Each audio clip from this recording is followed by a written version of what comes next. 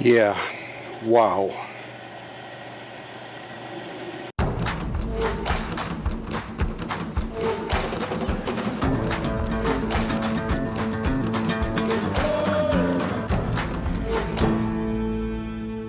Sometimes when you hit, you miss.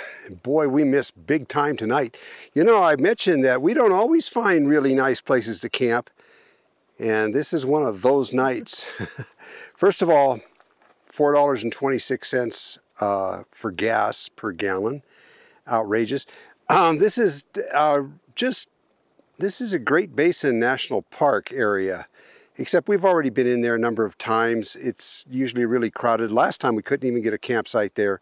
So we came up a little north of there to National Forest, all dirt road, and we were coming into what was once a campground. The road was about 20 miles of dirt, really dusty dirt.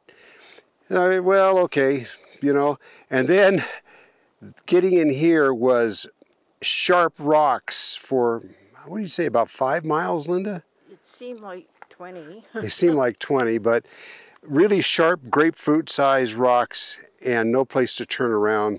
But there was supposed to be a campground up here. Nice stream running across the road. Looks like real crystal clear, pure water. I'd filter it first.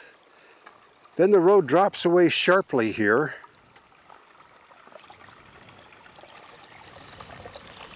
And down there it's washed out. So probably a real heavy spring rain or something just washed the road out. And beyond, in the setting sun, there's a stand of trees down there, and that's where the campsite is, and we can't make it there. Kind of pretty though, isn't it? I guess it's not all bad. We do have this amazing view, and we did manage to get the trailer level by driving it up on a high rock on the left side. You can see Linda in there sweeping up and stuff.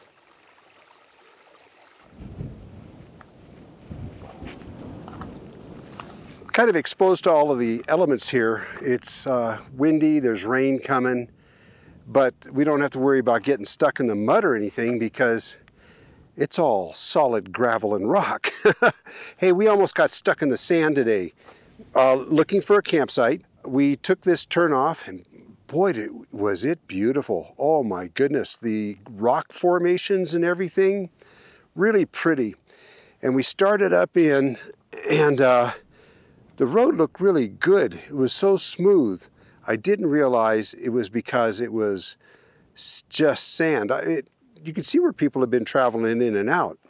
But then it went up and the rear wheels broke loose. I thought, uh-oh. So I put it in four-wheel drive and I started up again, and it was grabbing, but I thought I better get out and look. And I stepped out and it was soft sand. So we ended up backing out about a half a mile. And every time, you know, you're backing out, you're doing this, trying to keep the trailer straight. Every time the front wheels would go off the track, they would sink in. So it was really touch and go, but we managed to get back out. At least we didn't try to go up any further and we didn't get stuck. But it's like I always say, when things look doubtful, turn around or back up, but get out. And that's what we ended up doing earlier.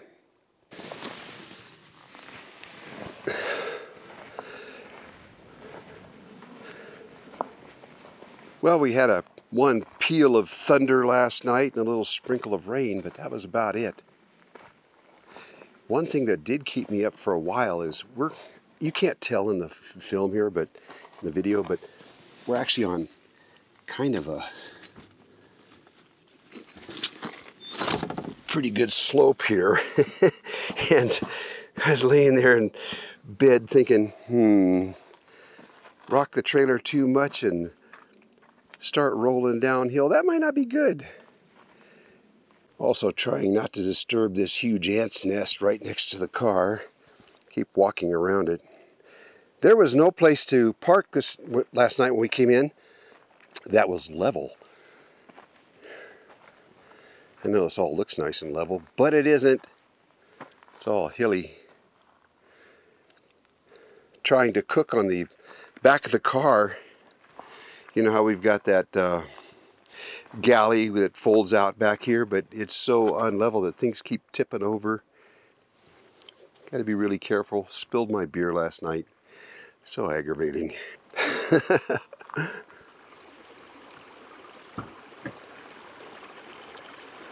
What we've decided to do is, we don't feel like we came here for nothing, even though the camping is, you know, wide open and windy and everything. But what we're going to do is make a, what do they say, make a purse out of a sow's ear. It's actually a nice area, and we're going to go up here today and we're going to explore and see what's up there. I'm standing right here next to what's called Hampton Creek, and it's flowing nice. And you know, you think that Nevada, when you drive through, you think it's barren and treacherous and ugly. Well, maybe not ugly, but you know, you don't see much out here. Now in the distance over here behind me is another row of trees. You can see them coming down over there. That's another creek over there. There's water flowing. So out here where you think there's nothing, there's springs flowing. Lifeblood.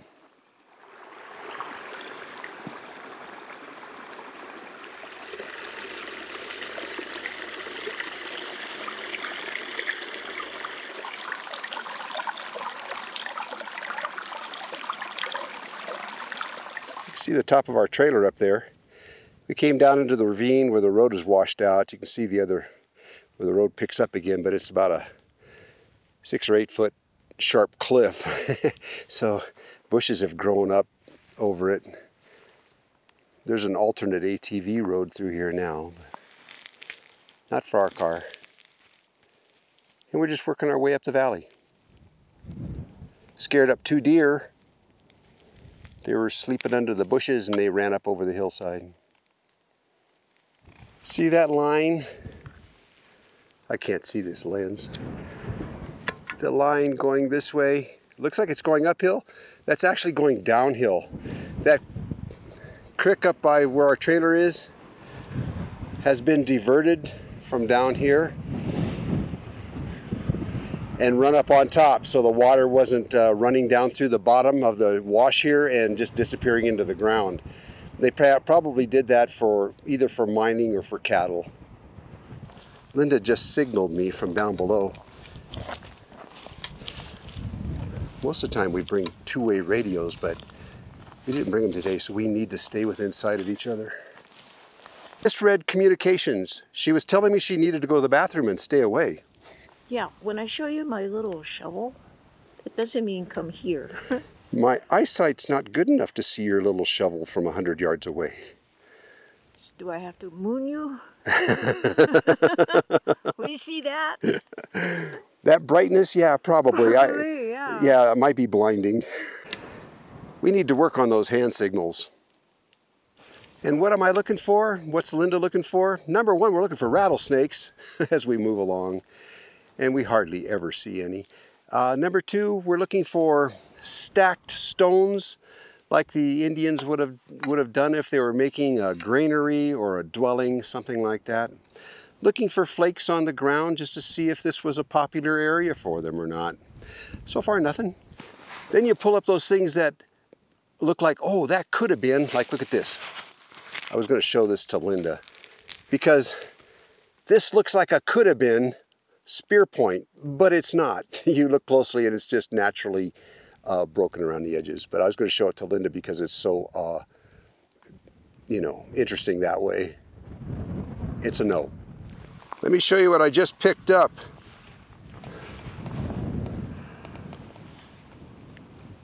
Oh, wow. But it's a no. I think it's a natural. First of all, it's the wrong kind of stone, but it sure is deceiving, isn't it? Yeah. But it would have been a big spear point. Yeah, but it's not. But it's not. Cool.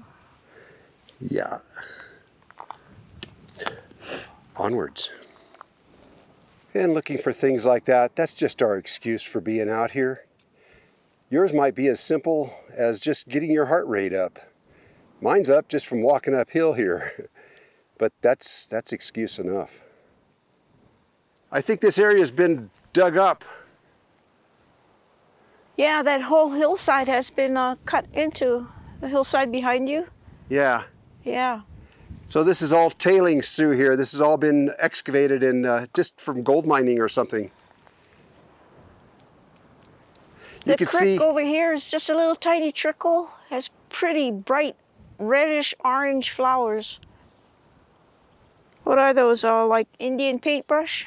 Can you get some pictures? We'll show everybody. Yeah.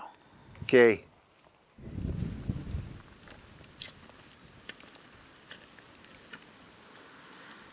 What kind of plant is this? Almost looks like a cloud on the ground.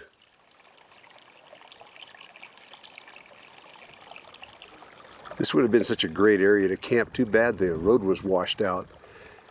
But hey, at least we're in here.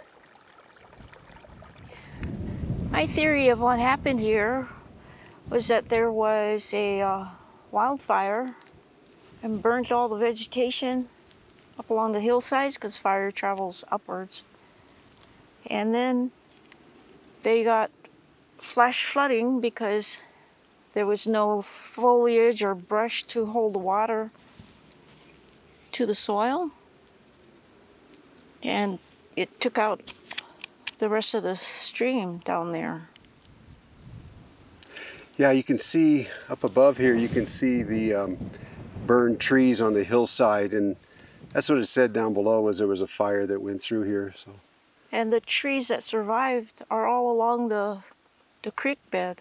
Yeah, then all these bushes grew up. Yep. Afterwards. Well, Linda, I think you're right, as usual. I wonder what that's like down through there. I don't know. Should we go for it? Yeah, let's go. For you non-ranchers, this is a salt lick. There's plenty of salt up here. The cattle just love to lick those. So if you run out of salt, all you gotta do is take your knife, scrape some off, little cow spit, little salt. It's iodized. Oh, look at the flowers, Rick. See them? Yeah. I also see some kind of berry. Some kind of what? Berries on that tree right in front. Let's go look at that too. Oh. I'm sure they're edible. You try them. No, this tree, whatever these berries are, this tree is loaded with them. Oh, look at this plant. Oh, these are rose hips, Linda. They're like 7 feet tall. Check this out. Look at this one, Rick. What is this? This is Kikania.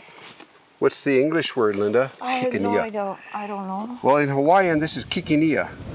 Is it good for anything? Just to stick to your saddle blanket. Yeah, that's quite the little thorn, isn't it? Yeah.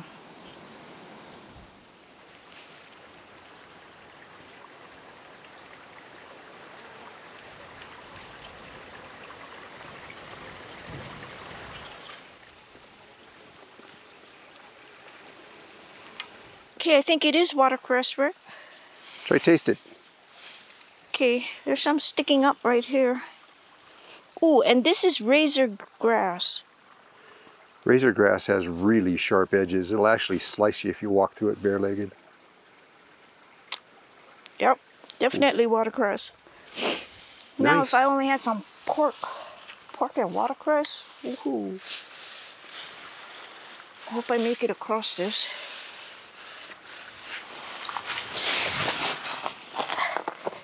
Whew. That was quite the jump.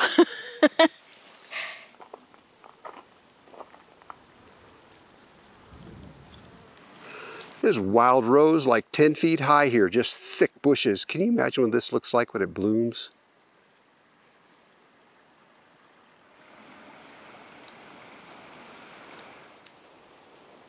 These are mullein weeds.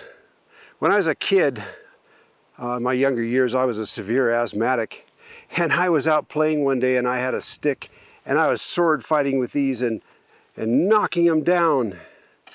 And the pollen in the air that I was breathing put me in the hospital that night under an oxygen tent. Yeah, fond memories, good times. Hitching a ride, buddy? I'm not carrying no extra weight. Well, this beautiful area is called Hampton Creek. It's north of Great Basin National Park by about, I'm going to guess and say about 30 miles. It's a dirt road getting up in here. If you have a short wheelbase 4x4 like a Jeep or some kind of ATV or side-by-side, you can drive up in this area where Linda and I are walking. It is possible to get up in here. Little water skimmers on top of the surface. Certain kinds of bugs in or on the water mean that the water is safe to drink. Certain kinds of bugs means that it's not safe to drink, and I don't remember which are which, so it's best to just filter the water all the time.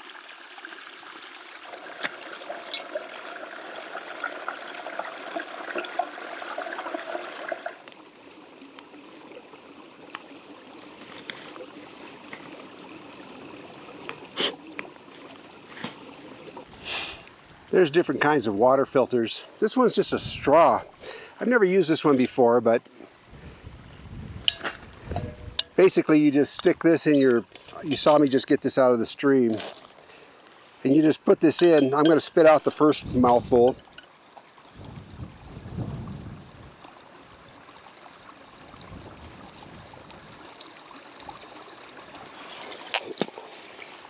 It's dark because of the charcoal in it.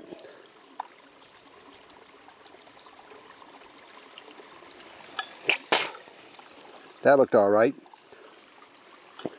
Basically, you just put this in, you use your water container to scoop the water out of the stream, and then you can drink through this to get it out. This is called a Frontier emergency filter. It's really hard to draw through.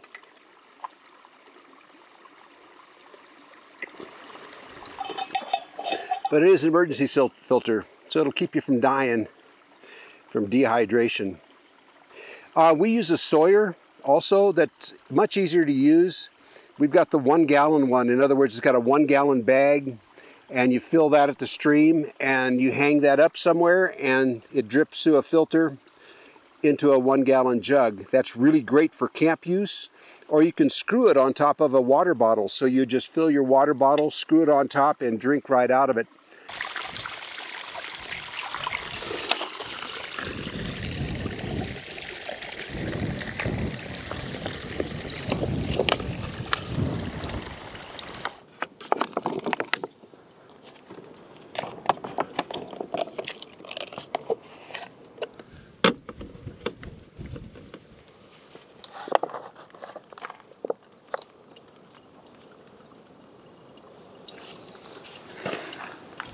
The adventurers and the hikers have been using filters like this for many years now, and they make the water safe to drink. You should have something like this in your kit.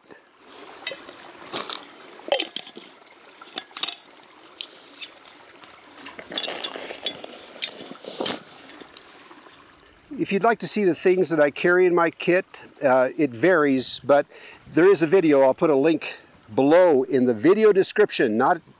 There won't be a link on the video screen here, but look in the video description and you'll be able to see the kind of things that I carry in this kit. Of course, it varies depending on the weather and depending on how long we plan on being out, but it'll show you the basics anyway. Well, Linda and I just came across this. At first we were thinking campfire ring, although it's kind of odd looking. But then next to it, we see this elongated one here, and this looks like a grave site. So maybe that, instead of being a heat reflector for the fire, maybe that was a grave marker. I know I would do that if I had to bury somebody out here. Sure is a lot easier going downhill. Yeah, with a breeze too.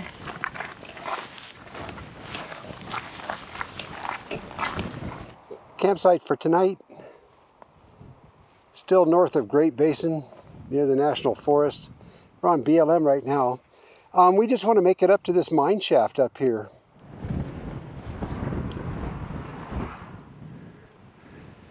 Here's another one right here.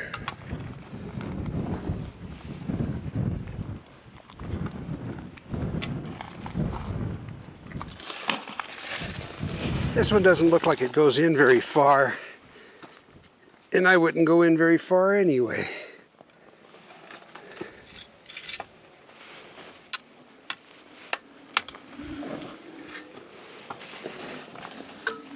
Yeah, just goes back about 20 feet. Okay, this is the one we saw from camp.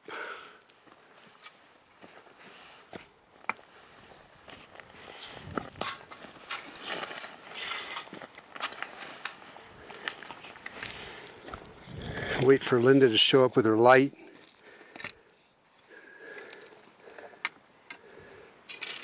Throw a rock back in there and see if anything growls.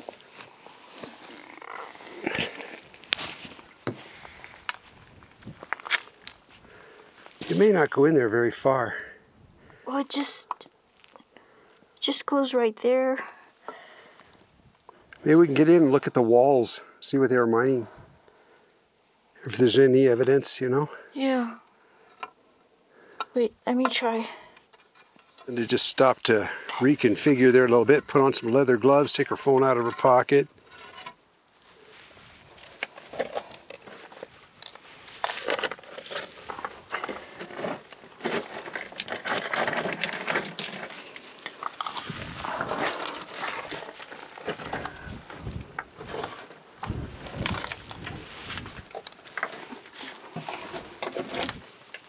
Okay.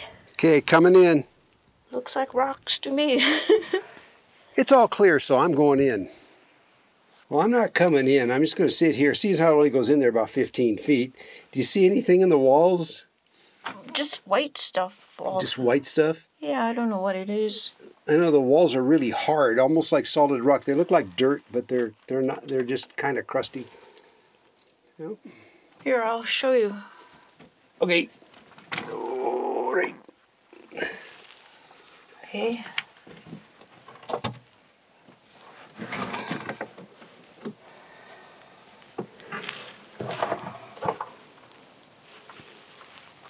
That's the roof. Hard way to make a living. And that's the end. I guess they didn't find what they were hoping to find. Yeah, or maybe they did and they took it all out. They made $1 million here. Right here. Oh, I know, it was a treasure chest. Yeah, that's about the dimensions of one. Okay, here you go. Alrighty.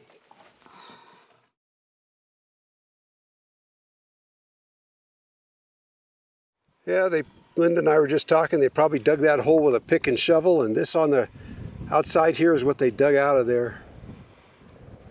Well, we're back. Gonna make some coffee.